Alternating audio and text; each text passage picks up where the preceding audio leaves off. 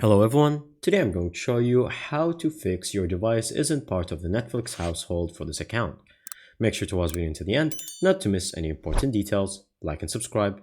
So all you have to do is you're going to go to your settings, if you're on Android or an iPhone, and then from here you're going to search for the apps, and then once you do that you're going to go to Netflix.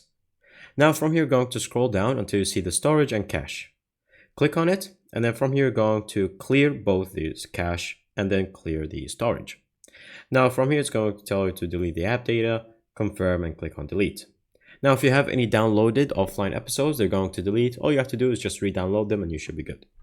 Now once you do that, before you enter Netflix, all you have to do is you're going to go to your settings, and then from here you're going to turn off the Wi-Fi. Now once you turn off the Wi-Fi, all you have to do is open the app again, and then once it loads properly, then you're going to exit, because since then it's not going to have any trouble or any problems. Then from here going to connect the Wi-Fi again, and then that's it. Then from that you'll be able to log into your Netflix account, and then once you log in with the information and your email and password, then it's going to run without any issues. And that's pretty much it. Thank you guys for watching. See you next time. Bye bye.